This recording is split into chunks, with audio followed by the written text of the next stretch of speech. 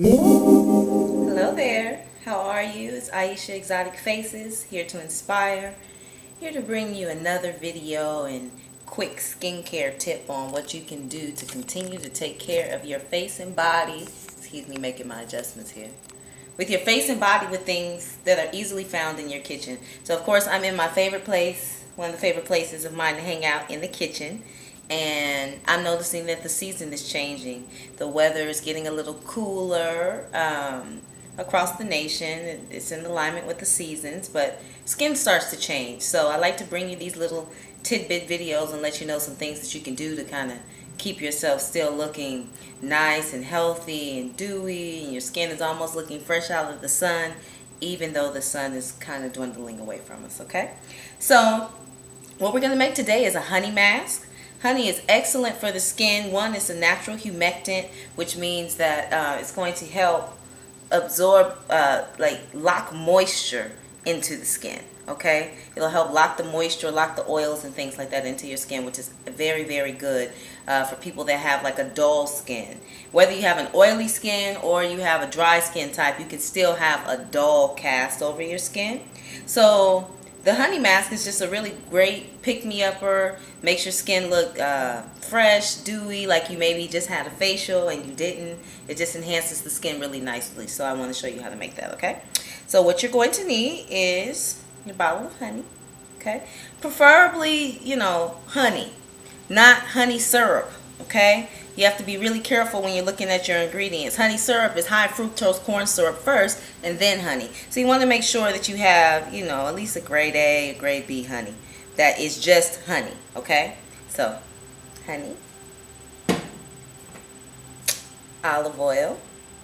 Now, extra virgin olive oil is the best. It has the highest vitamin E content. So, extra virgin olive oil. And I have my favorite little lavender oil. If you know me, you know I live off of this stuff.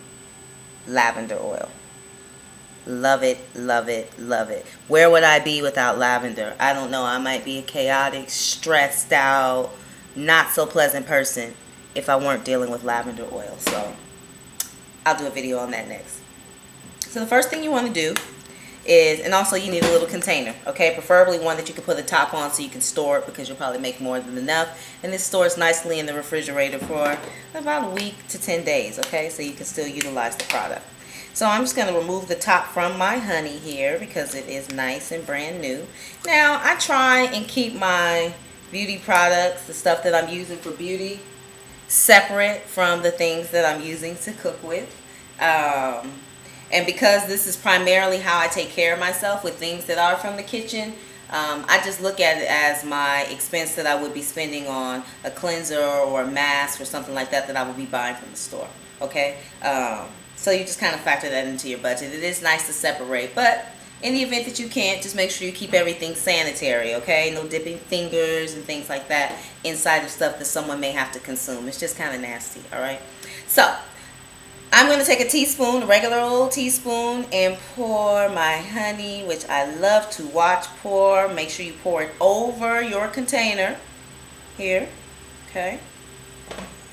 Taking 2 teaspoons, of the honey. Pouring it into my container. You can see the honey running off of the spoon. So pretty, so pretty. I love honey. This is not limited to your face, okay? You can slather this all over your entire body and imagine how like soft and glowy and beautiful your skin will be. It'll just be beautiful, okay? I do it as often as I think about it, so I recommend it. So got my honey right in my little container and my spoon. Now it's spread out real nicely. This is a really easy recipe. Your youth can do this, okay? Now I have my olive oil. I'm going to pour 1 teaspoon of olive oil into my honey, okay? So olive oil pour, drip, drip, drip into the honey. Nice. So basically the recipe is 2 parts honey, 1 part olive oil, whatever size mask you're making, okay? You might want to make a larger size to store or share with friends and things like that. So, finally, it's my little baby lavender oil, okay? I'm going to add 5 drops to this mask. Now, lavender is great. It's an antibacterial oil. It's also normalizing, balancing, very relaxing.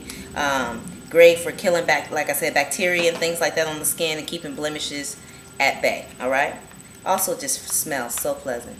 And you just take your little mask and mix it and mix it and mix it and thank it for all of the beauty and wonderful nutrients it's about to provide your skin with. You know, because this is still live food.